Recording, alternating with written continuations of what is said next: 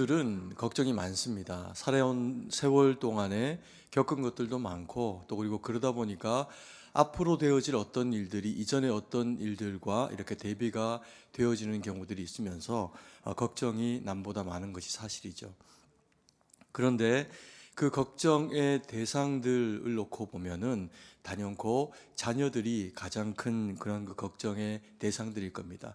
그들을 사랑하고 또 그들이 잘 되기를 원하기 때문에 어른들의 부모님의 그 마음에는 언제나 자녀들에 대한 그 걱정이 떠날 일이 없습니다. 모세도 이스라엘 백성들의 영적인 최고의 지도자이기도 하고 또 가장 어른이기도 한 그런 그 입장을 가지고 있다가 보니까 이스라엘 백성들을 향해서 늘 언제나 그 마음 가운데 염려와 걱정이 많습니다. 그리고 가나안 땅에 이들이 들어가고 난 이후에 어떻게 잘 살아야 될 텐데 내가 그들과 영원히 함께 할 수도 없는데 라고 하는 그런 그 현실적인 상황들을 놓고 볼 때도 이스라엘 백성들에 대한 사랑만큼 그들에 대한 염려가 끊이지 않는 그런 그 상황 가운데 놓이게 됩니다. 그래서 신명기의 말씀을 통해 가지고 모압 광야에서 그는 이스라엘 백성들에게 가지고 있는 사랑만큼이나 그가 잘 되기를 원하는 이스라엘 백성들의 각 영역에 대해서 하나하나 짚어주는 그런 그 모습을 나타내 보여주고 있죠. 오늘 우리가 읽은 이 말씀에는 보면은 이스라엘 백성들이 장차 이제 가나안에 입성하고 난 이후에 그들이 그 땅 가운데서 살아가 보니까 그들에게는 없고 이방인들에게는 있는 왕이라고 하는 제도를 통해 가지고 이스라엘 백성들이 결국에는 우리에게 왕을 달라라고 하는 그런 그 요구가 있게 될 것이다라고 하는 것을 모세가 미루어 알게 됩니다. 그러면서 이스라엘 백성들에게 너희가 그 땅 가운데 들어가서 왕을 세우게 되거든 이와 같은 절차를 통해서 이런 사람을 왕으로 세워라라고 하는 그 이제 권면을 왕에 대한 권면을 하게 됩니다. 이게 왜 중요하냐 하면 지도자로서의 왕을 이스라엘 백성들이 잘 세워야 백성과 왕이 하나된 마음을 가지면서 하나님 앞에서 변절하지 않고 여전히 복 있는 자들로 그렇게 살아갈 수 있기 때문에 그렇습니다. 그래서 모세는 이스라엘 백성들로 하여금 좋은 왕을 세워라. 그리고 좋은 왕이 너희를 잘 치리하도록 하면 너희가 하나님 앞에서 이 땅 가운데 살아가는 그 날이 장구하게 오래도록 지속될 것이다 라고 그렇게 말씀을 하고 있습니다. 우리가 이제 이 말씀을 통해서 모세가 이스라엘 백성들에게 들려주고 있는 왕의 제도에 대해서 어떤 왕을 세우는 것이 합당한 일인지에 대해서 함께 살펴보기를 원합니다. 이런 왕을 세워라. 모세는 첫 번째로 왕은 반드시 여호와께서 택하신 자를 세워라 라고 그렇게 말씀을 하고 있습니다. 17장 15절 말씀입니다. 같이 한번 읽습니다. 반드시 내 하나님 여호와께서 택하신 자를 내 위에 왕으로 세울 것이며 내 위에 왕을 세우려면 내 형제 중에서 한 사람을 할 것이요 내 형제 아닌 타국인을 내 위에 세우지 말 것이며. 모세는 이스라엘 백성들이 왕을 세울 때 이런 조건으로 왕을 세워라 라고 하면서 너무나도 지극히 당연한 이야기를 조건이라고 그들에게 말해주고 있는 것을 보게 됩니다. 첫 번째 이야기가 먼저 하나님께서 택하신 자를 내 위에 세워라 라고 하는 이야기입니다. 당연히 이스라엘의 왕이니 이스라엘 백성들 가운데 또 그들의 형제들 가운데서 세워져야 하는 것이 당연합니다.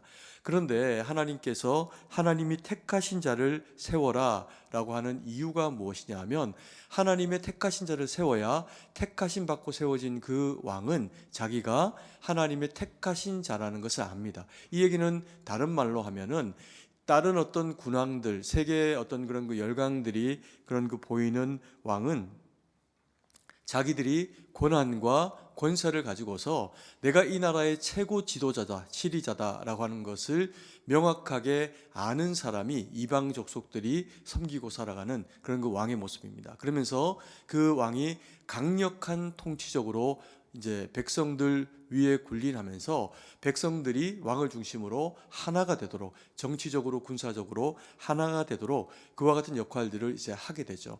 근데 이스라엘 백성들의 세워진 왕은 그와 같은 모습하고는 좀 다르다는 겁니다.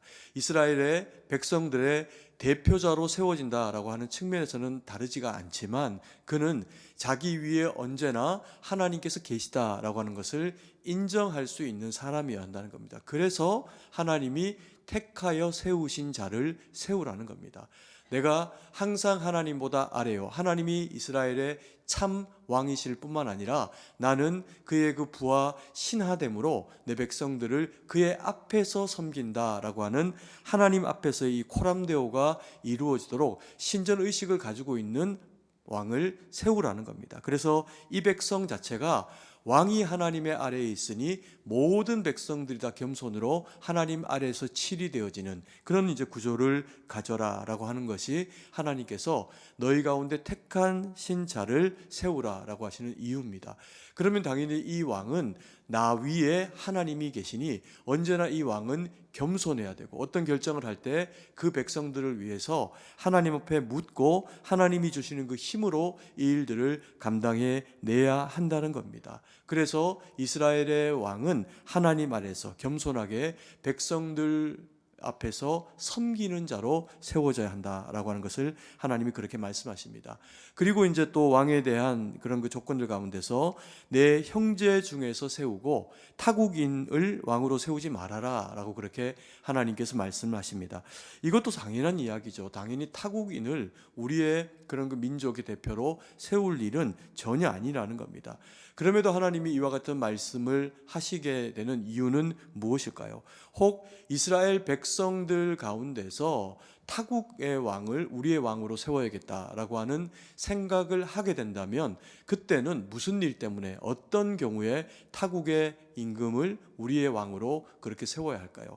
이스라엘 백성이면은 당연히 이스라엘의 대표자로 이스라엘 백성을 세워야 될 텐데 굳이 외국인을 우리의 왕으로 그렇게 세우려고 하면 그런 일이 이스라엘 백성들에게서 헤롯 이런 대상들 외에는 굳이 없습니다. 그럼에도 불구하고 하나님이 이런 이제 권면을 이스라엘 백성들에게 그렇게 주실 때는 이스라엘 백성들이 한번 생각해 봅니다. 어떤 경우에 이방인을 왕으로 세웠으면 좋겠다라고 그들이 생각을 하게 될까? 아마도 그런 경우에는 유대인 가운데서 이스라엘 백성들 가운데서 왕을 세우는 것보다 더 큰 유익이 주어져야 질 때라고 생각이 되어야 타국인을 왕으로 섬기겠죠. 그러면 그는 굉장한 국력이나 재력 혹은 또 국방력이나 무력을 가지고 있는 그런 그 사람이어서 그런 사람이 우리를 이방인이어도 섬기면 우리가 좀 안전하게 보호가 되겠다. 이런 이제 생각을 할 때 그와 같은 상황들이 펼쳐지게 되겠죠. 그런데 이제 그런 막강한 이방인들이 왕으로 군림을 하게 되는 상황이 발생을 한다고 생각해 보십시오. 이스라엘 백성들이 얼마나 많은 대가 지불을 해야 하겠습니까? 그리고 또 이스라엘 백성들이 굳이 이방인을 왕으로 세워야 되겠다라고 생각할 때가 언제가 있을 수 있냐 하면 더 이상 내가 하나님을 왕으로 이스라엘 백성들이 섬기고 싶지 않다라고 하는 마음이 들어가지고 보니까 이방인들이 섬기고 있는 블레셋의 그런 그 신들이나 아스타롯이나 이런 이제 바알이나 어리석은 그런 그 신들을 우리의 하나님과 바꾸는 게 좋겠다. 그렇게 생각을 하는 경우가 이스라엘 백성들에게 발생을 한다고 하면 이방신을 섬기기 위해 가지고 이방신을 따르는 그런 그 왕을 자기들의 왕으로 세워내려고 하는 이제 그런 모습을 보이게 되겠죠. 다행히 이스라엘 백성들이 이런 권면을 받고 이방 타국인을 그들의 그 왕으로 그렇게 세워내려고 하지는 않습니다. 그러면 우리가 이 말씀을 하나님께서 왜 이스라엘 백성들에게 이렇게 주셨나를 우리가 좀 더 이제 의미를 가지고 바라보게 되면은 이스라엘 백성들이 타국인을 왕으로 섬겨야 되는 때가 언제일까요? 그리고 역사적으로 그런 일이 있을까요? 없을까요? 있습니다. 언제가 그런 때냐고 하면 이스라엘 백성들이 이방인들에게 지배당했을 때입니다. 로마에게 혹은 또 다른 지역에 그렇게 지배를 당해가지고 그들이 국권을 상실하고 자신들 스스로 왕을 세울 수 없는 상황이 되었을 때 이방 사람이 왕으로 등장해서 이스라엘 백성들을 억압하게 되는 그런 이제 구조 가운데로 들어가게 되죠. 그래서 이 말은 다르게 이야기하면 너희가 결코 이방인들에게 지배당하지 말라는 이야기입니다. 너희의 하나님 그를 믿고 의지하면서 너희가 세운 왕과 함께 너희의 땅과 신앙과 믿음을 잘 지켜내면서 결단코 절대로 이방인들에게 너희가 지배당하는 어리석은 상황 가운데 놓이지 말라는 거죠. 그래서 너희 형제 가운데 왕을 세워라 라고 하는 말씀을 하고 계십니다. 이 말씀은 또 다르게 표현을 하면 이스라엘 백성들이 마땅히 하나님의 백성다운 이 정체성을 잃어버리지 말고 거룩한 백성답게 살아가라. 그것이 마땅히 너희가 살아가야 될 삶의 모습이다. 이것을 왕의 제도를 통해 가지고 이스라엘 백성들에게 권면을 하고 계시는 겁니다. 그리고 두 번째 왕을 세우는 그런 그 조건을 보면은 병마와 아내와 은금을 많이 두지 않는 사람이어야 한다라고 그렇게 말씀을 하고 있습니다. 16절 말씀입니다. 같이 읽습니다. 그는 병마를 많이 두지 말 것이요 병마를 많이 얻으려고 그 백성을 애굽으로 돌아가게 하지 말 것이니 이는 여호와께서 너희에게 이르시기를 너희가 이후에는 그 길로 다시 돌아가지 말 것이라 하셨음이며. 아멘. 왕이 병마를 많이 두지 말아야 하는 이유가 뭘까요? 왕이 존재해야 되는 이유는 백성들이 잘 살게 하는 겁니다. 경제적으로, 정치적으로 여러 가지 상황에서 안정되게 백성들이 살 수 있도록 방패와 같은 역할을 해주는 것이 왕이 있어야 되는 중요한 이유 가운데 하나입니다. 그 가운데서도 특별히 외세의 어떤 침공 가운데서 국방력을 든든히 해가지고 자기 백성들을 지켜내야 하는 역할이 왕이 가지고 있는 어떤 중요한 역할보다도 중요한 역할입니다. 그러려고 하면 병사를 많이 두고 말을 많이 두고 병거를 그렇게 많이 두면서 국방을 든든히 하고 성을 쌓고 이런 이제 역할을 해야 하는 것이 왕과 또 군사들이 감당을 해줘야 하는 그런 그 일들입니다. 그런데 어찌된 영문인지 하나님이 이스라엘의 왕은 병마를 많이 두지 않는 사람이어야 한다라고 그렇게 말씀을 하고 계십니다. 그러면 하나님께서 이스라엘 백성들은 국방에 대해서 아무런 책임을 지지 않아야 한다 그런 이야기를 하고 계시는 걸까요? 그게 아니라 너희가 가지고 있는 병마와 군사와 성을 의지하고 살아갈 것이 아니라 너희는 애굽에서부터 너희를 이끌어내시고 애굽의 강력한 바로와 그 군사와 싸워 이기신 하나님을 신뢰하고 의지하면서 주님을 너희의 그런 그 병마로 능력으로 믿고 살아가는 그런 그 자신감 있는 믿음의 백성이 되어야 한다. 그것을 이스라엘 백성과 이스라엘 왕에게 주지시켜서 알게 하시는 겁니다. 그래서 오직 하나님이 너희의 방피시니 하나님을 근본적으로 의지하는 그런 이제 능력을 가지고 살아가지 너희의 팔과 너희의 창검을 의지하고 살아가는 자들이 되지 말라라고 하는 권면을 하고 계시는 거죠. 그리고 17절 말씀도 한번 읽습니다. 그에게 아내를 많이 두어 그의 마음이 미혹되게 하지 말 것이며 자기를 위하여 은금을 많이 쌓지 말 것이니라. 아내를 많이 두지 말고 또 그리고 은금을 많이 쌓지 말라라고 그렇게 말씀합니다. 이것은 이제 어떤 이유일까요? 아내를 많이 두지 말라라고 하는 것은 당연히 나라에 집중하고 너 자신과 너의 쾌락과 너에게 집중되어지는 에너지를 그렇게 많이 두지 말라는 겁니다. 그리고 또 이 아내를 많이 두지 말라라고 하는 것은 아내를 기쁘게 하기 위해 가지고 남편 된 왕이 에너지를 쓰는 것도 문제지만 대부분의 이 왕들이 아내를 얻게 되는 그 과정에는 자기 민족 가운데도 아내를 얻는 사람들이 있지만 외국에 또 주변에 있는 그런 그 국가들 가운데서 그 왕의 이방인의 왕의 딸들을 이제 아내로 맞이하게 되는 과정을 통해서 그들과 함께 정치적으로 결탁하는 이제 그런 그 과정들을 가지게 됩니다. 그때 이 여인들이 이방 여인들이 시집 오면서 가지고 오는 여러 가지 문화적인 것들이 있겠지만 그 중에는 대표적으로 이방의 어떤 그런 그 악한 습성들 그리고 또 이방 신상 같은 것들을 가지고 들어오게 됩니다. 그러면서 자기가 낯선 이 이스라엘 땅 가운데서 살아가기 위해 가지고는 이 이방의 우상이 자기를 지켜줘야 된다. 그리고 자기가 낳는 자식들을 지켜줘야 된다. 이런 이제 생각들을 하게 되겠죠.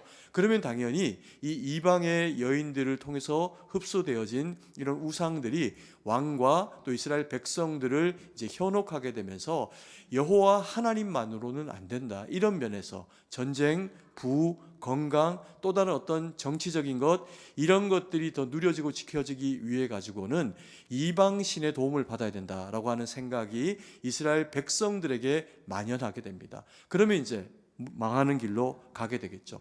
그리고 또 은금을 많이 두지 말아야 되는 이유는 무엇일까요? 이 은금이 많아지면은 당연히 하나님을 의지할 일이 별로 생기질 않겠죠. 대부분의 어떤 곤란한 문제들은 금과 은과 물질을 가지고 해결할 수 있기 때문에 그렇습니다. 심지어는 외국에서 침공이 이방 세력이 들어오게 될 때에도 또 다른 이방인에게, 그 주변에 있는 이방인들에게 은금을 주어 가지고 우리를 좀 보호해 달라라고 하는 그와 같은 요청을 이방들에게, 심지어는 또 애굽에 그렇게 요구를 하게 되는 이스라엘의 역사를 보기도 합니다. 그래서 그렇게 하지를 말라는 겁니다. 은금을 의지하지 말고 하나님만 절대적으로 의지하라는 거죠. 우리가 이와 같은 하나님의 이스라엘 백성들에 대한 염려, 이것이 현실이 되었던 때가 언제입니까? 이스라엘 백성들이 병마를 많이 두고 아내를 많이 두고 그리고 또 은금을 많이 둬가지고 오히려 하나님 앞에서 무너지게 되는 왕정을 경험한 때가 언제냐 하면 솔로몬이 다스리고 있던 나라입니다. 솔로몬 때가 어떤 때인지를 너무 잘 아시죠. 다윗의 그 통치 기간 동안에 이스라엘 백성들은 누구보다도 부유하고 그 작은 땅덩어리, 우리나라로 치면은 강원도 정도만한 그런 그 땅덩어리를 가지고 다윗 시절에 이스라엘이 온전히 든든히 서가지고 있으니까 유럽이, 아프리카가, 그리고 또 중앙아시아가 서로 간에 침공을 해내는 일을 하지 못합니다. 그 교두보적인 역할을 딱 감당을 하면서 자기 역할을 감당해 주니까 다른 나라들이 서로 간에 전쟁하지 못하는 그런 그 방패와도 같은 역할을 이스라엘 백성들이 작지만 감당을 해주게 됩니다. 그런데 솔로몬 시절에 와가지고 아버지에게서 받은 이 부의 지식을, 지혜를 더하게 됩니다. 그러면 그것을 가지고 하나님만 의지하면서 살아서도 좋을 텐데 성경이 이야기하고 있는 이 경고를 솔로몬이 일정 부분 무시하게 되죠. 많은 병거들을 준비하기 위해 가지고 애굽에서 말과 병거를 수입합니다. 그리고 그것을 주변 나라들 가운데 팔아 가지고 중개 무역을 통해서 엄청난 은금을 벌어들이게 됩니다. 그리고 또한 많은 여인들을 이제 자기의 아내로 맞이하죠. 그러면서 그 여인들이 데리고 온 그 우상이 이스라엘 백성들을 우상 숭배로 어지럽게 만들고 솔로몬 자신의 영적인 시각도 가두어 버리는 그런 정말 흑암 가운데 살아가게 되는 것과 같은 영적인 어두움을 그렇게 가지게 된 시절이 솔로몬의 시대입니다.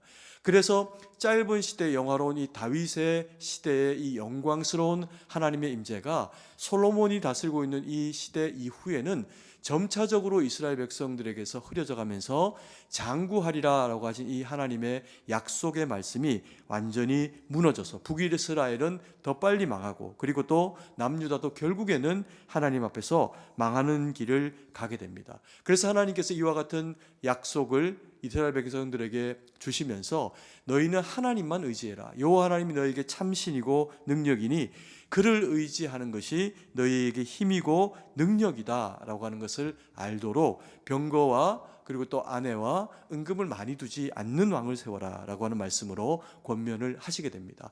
그러면서 하나님이 이스라엘 백성들에게 너희는 이런 왕을 세워라라고 하면서 세 번째로 하시는 말씀, 그 권면이 뭐냐 하면 너희가 세울 왕은 하나님의 말씀을 사모하여서 읊조리며 마음 가운데 새기고 지키고 살아가는 사람이어야 한다. 그렇게 말씀을 하고 있습니다. 18절 그리고 19절 말씀입니다.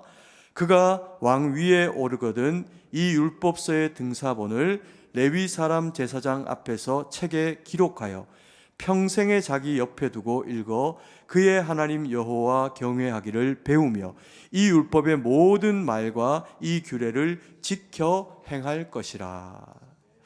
세 번째로 하나님께서 이스라엘에 그래서 세워져야 할 왕은 어떤 사람이냐라고 말씀하시는가, 우리가 그것을 보면 한마디로 이야기하면요, 하나님의 말씀을 의지하고 주를 믿고 따르는 자를 세워라, 그렇게 말씀을 합니다.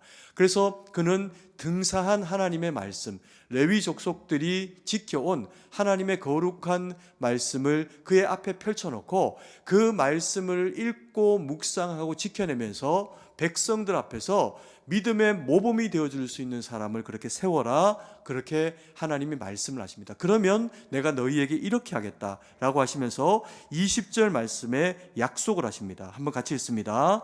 그리하면 그의 마음이 그의 형제 위에 교만하지 아니하고 이 명령에서 떠나 좌로나 우로나 치우치지 아니하리니 이스라엘 중에서 그와 그의 자손이 왕위에 있는 날이 장구하리라. 하나님께서 이스라엘의 왕이 하나님의 말씀을 사모하고 그래서 옆에 끼고 살아가며 순종하는 사람으로 그와 같이 세워지게 될 때 하나님이 그와 더불어 함께 하시면서 이 모든 그의 그 세월 동안에 있어질 일에 하나님이 간섭하시고 보호할 일이 있을 때 보호하시고 지키실 일이 있을 때 지키시고 베푸실 일이 있을 때 풍족히 베푸시겠다고 하나님이 그와 같이 약속을 하는 겁니다. 그래서 이스라엘 백성들이 때로는 어렵고 힘겨운 때를 경험할 때가 있습니다. 가뭄이 있을 때가 있고 그리고 또 외세 침공 가운데서 성이 무너질 함락의 그런 그 순간을 경험하기도 합니다. 그때 이스라엘 백성들이 하나님의 말씀 가운데 영 벗어나 버리면 망하는 길로 가죠. 그래서 북이스라엘은 망합니다. 그런데 그나마 북이스라엘보다도 착한 왕들이 하나님 보실 때 선한 왕들이 등장을 했던 남유다의 경우에는 조금 더 세월을 가지고 하나님 앞에 좀 더 장구한 세월 동안에 다스림을 받게 되는 그런 그 통치의 기간을 겪게 됩니다. 우리가 너무나 잘 아는 다윗 그리고 또 히스기야, 요시야 이런 왕들이 있습니다. 이런 왕들의 시절이 그 이스라엘 백성들이 이야기할 때는 소위 말하는 태평성대입니다. 그런데 그렇다고 해서 이런 왕들이 다스리는 그 기간 동안에 이스라엘 백성들이 외세 침공이 없었나? 문제가 없었나? 그런 것이 아닙니다. 나라가 위태위태한 풍전등화의 그런 그 세월들과 적이 침공해가지고 어려움을 겪는 그런 숱한 곤란함과 어려움들이 있었지만 이들이 그 위기의 순간에 하나님 앞에 말씀으로 서가지고 주님을 의지했더니 하나님께서 다윗의 기도, 히스기야의 기도, 요시야의 순종을 보면서 이스라엘 백성들이 당장에 망하지 않고 장구할 수 있는 또 다른 시간과 기회를 그들을 통해서 허락을 하셨다는 겁니다. 그래서 이스라엘 백성들이 지켜지는 것은 너희의 은금과 너희의 창검과 또 다른 우상이 아니라 여호와 하나님을 신뢰하고 사모하고 여호와 하나님을 의지하는 그 믿음을 통해서 너희는 유지되고 장구하게 되어지는 민족이다라고 하는 것을 하나님께서 이스라엘 백성들에게 주지시키고 알게 하시는 겁니다. 여러분, 우리가 이 말씀을 통해서 오늘 우리는 이스라엘 백성들이 왕을 세워야 하는 세 가지 정도의 조건에 대해서 우리가 배웠습니다. 하나님이 택하신 자를 세워라, 당연한 이야기죠. 하나님의 사랑받는 자, 그리고 겸손하여 백성들을 섬길 수 있는 자를 너희의 형제 가운데서 세워라. 그리고 두 번째로 절대로 타국인에게 지배당하지 마라. 타국인의 왕을 너희의 왕으로 모시고 살아가는 일이 없도록 너희는 너희의 왕과 함께 견고하게 자신과 나라와 믿음과 세계를 지켜나가라. 그리고 하나님의 말씀을 마음에 새기고 그 말씀을 묵상하고 살아가는 것을 통해서 어떤 것에도 지배당하고 마음을 빼앗기지 말고 오직 주만 믿고 살아가는 주의 거룩한 왕과 그 백성이 되어라. 이것을 하나님이 모세를 통해서 이스라엘 백성들 가운데 말씀하신 것을 우리는 배웠습니다. 그러면 우리가 이것을 통해서 우리가 돌아봐야 될 중요한 내용들이 있습니다. 여러분, 우리가 살아가는 이 시대에는 도대체 누가 왕입니까? 우리가 살아가고 있는 이 시대에 우리는 어떤 기준, 이 하나님의 기준을 가지고 어떤 왕을 세우고 섬기며 그 왕과 함께 그렇게 다스리고 나아가야 합니까? 여러분, 이 시대는 왕이 없습니다. 우리가 살아가는 시대에 왕이 있습니까? 이미 왕정은 우리나라도 무너진 상태입니다. 대통령이 있죠. 그나마 세계의 작은 국가들 중에서 왕정이 유지되는 나라들이 있고 또 그리고 큰 나라도 상징적으로 왕정에 대한 왕의 후손들의 계보가 이어지도록 하지 왕의 실제적인 통치를 받는 절대적인 왕정을 실현하고 있는 나라는 그렇게 많지도 않고 대부분의 나라는 그 왕정이 다 폐지된 상태입니다. 그러면 이것은 왕정으로 이런 지도자를 세워라, 이런 이야기가 우리에게 하시는 말씀이 아니겠죠. 그러면 이 말씀은 어떤 말씀일까? 대통령을 뽑을 때 이런 사람을 뽑으라는 이야기일까? 일정 부분은 대통령을 세울 때 하나님이 사랑하시는 사람 중요하죠. 그리고 또 성적으로 가정을 건강하게 또 그리고 경제적으로 아주 깨끗하고 투명하게 이끌어가는 사람 중요하죠. 그러나 그렇다고 해가지고 대통령을 이런 사람을 뽑아라라고 하는 이야기를 하고 있는 것도 아닐 겁니다. 그럼 어떤 이야기를 할까요? 너희가 교회의 지도자를 세울 때, 목사를 뽑을 때 이런 사람을 뽑아라 라고 하는 영적인 지도자, 목사를 뽑을 때 기준으로 이와 같은 내용을 우리에게 잊어버리지 말고 적용하고 뽑아라, 그런 얘기일까요? 여러분들이 저를 왕으로 생각하십니까? 그렇지도 않지 않습니까? 그런 얘기가 아닙니다. 그러면 결국에는 이 말씀은 누구에게 하시는 말씀일까요? 이 시대에 도대체 왕이 누구라는 이야기입니까? 너무나도 감사하게, 너무나도 놀랍게 이 시대를 살아가는 우리 모두는 하나님 앞에서 마치 한 사람 한 사람이 왕과 같은 존재들로 높임을 받은 대상으로 세워진 우리들입니다. 아멘이십니까? 여러분, 이것을 성경은 뭐라고 이야기를 할까요? 베드로전서 2장 9절 말씀은 이렇게 이야기합니다. 같이 한번 읽습니다.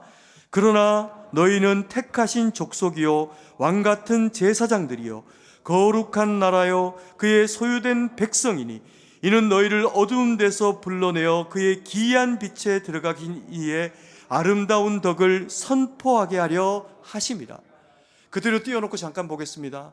하나님께서 예수 그리스도를 우리 가운데 보내시고 만세 전부터 우리를 택하신 그 이유가 우리를 구속하여 우리를 구별하여 세우시기 위한 하나님의 그 놀라운 계획 가운데 이루어진 일이라고 성경 그렇게 이야기합니다. 그래서 우리는 하나님 앞에 구원되었고 한 사람 한 사람이 주님의 택하신 거룩한 백성들로 주의 나라로 세워진 일꾼들이라는 거죠. 여러분, 이것은 물리적으로 우리는 정말 그런 삶을 이상적인 어떤 말씀으로만 누리고 그렇게 누리지 못할까요? 그렇지 않습니다.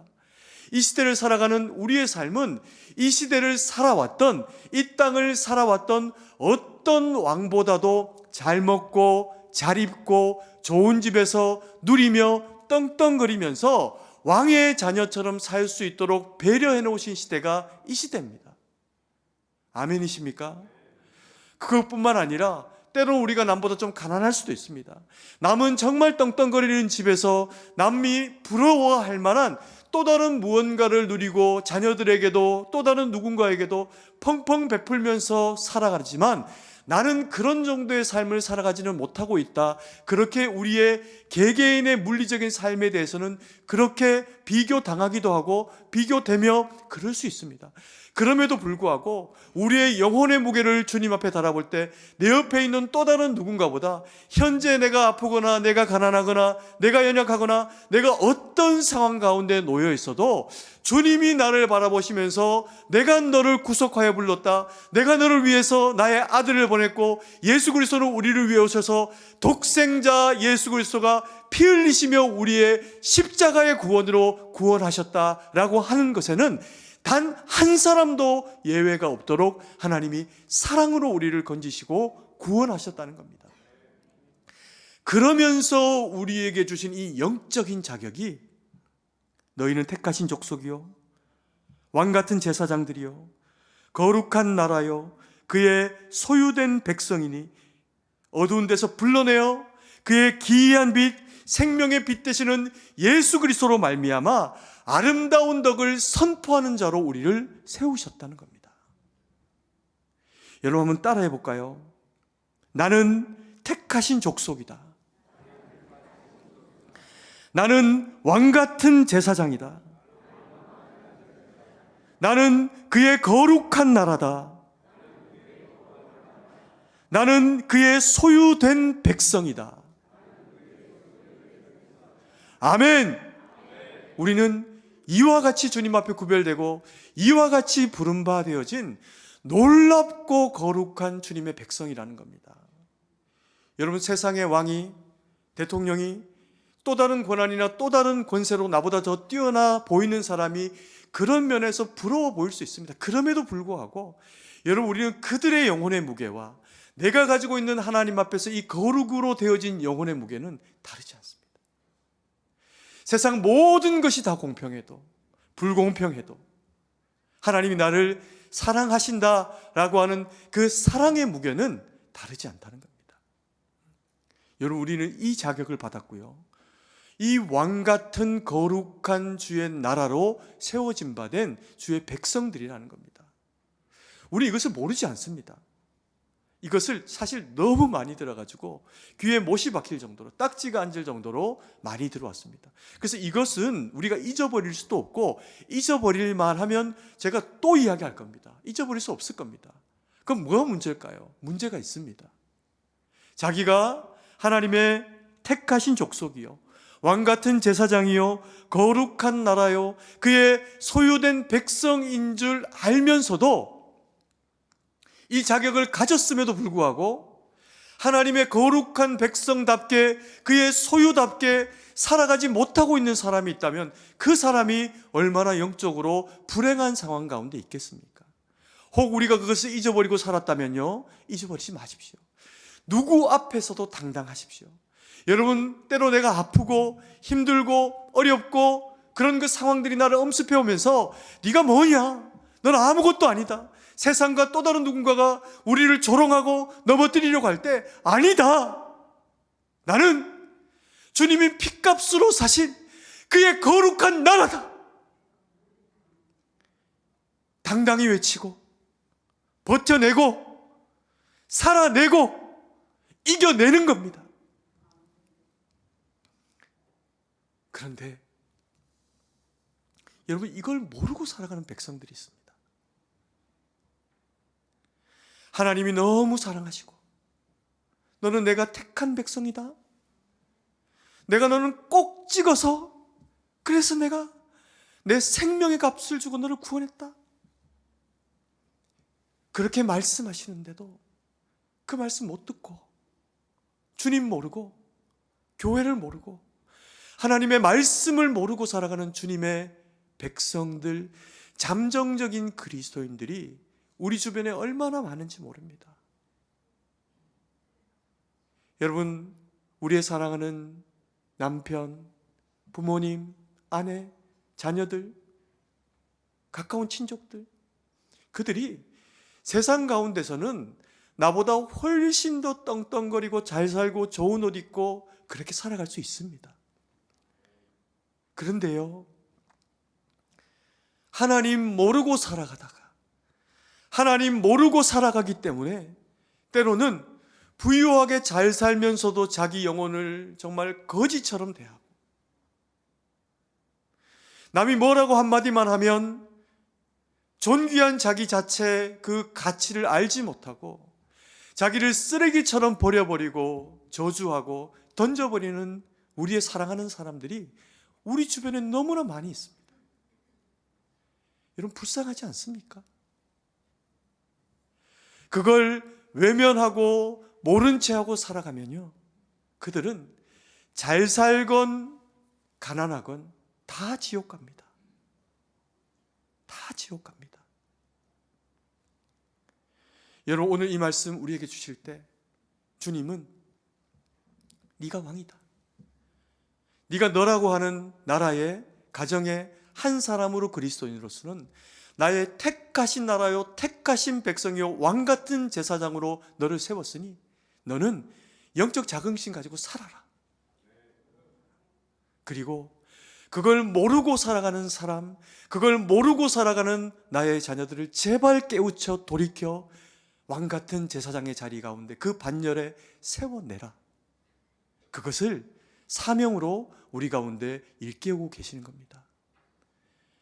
사랑하시는 주의 거룩한 백성된 우리 성도님들의 이 한 주의 삶 가운데 그 자긍심 가지고, 그리고 살려내며 세워내서 하나님 앞에 영광 돌리는 복음의 사람, 믿음의 사람들로 살고 세워지는 우리 모두가 되기를 간절히 소망합니다. 기도드리겠습니다. 사랑의 아버지 하나님, 은혜와 사랑을 감사드립니다. 아버지 하나님, 우리를 주의 택하신 백성, 왕같은 제사장, 거룩한 나라, 그의 소유되게 하신 것을 감사드립니다. 아버지 하나님, 우리가 이 말씀을 마음에 새기고 예전에 다윗 왕이 아니라 오늘날 내가 주님의 말씀을 사모하며 아버지 하나님 그 말씀 가슴에 새기고 아버지 하나님 믿음으로 말씀으로 살아내서 복음 전하며 하나님 영광 돌리는 우리 모두가 되어져서 주님의 기뻐하시는 우리 승동교회에 속한 모든 믿음의 백성, 거룩한 주의 자녀들 될 수 있도록 함께하여 주시옵소서.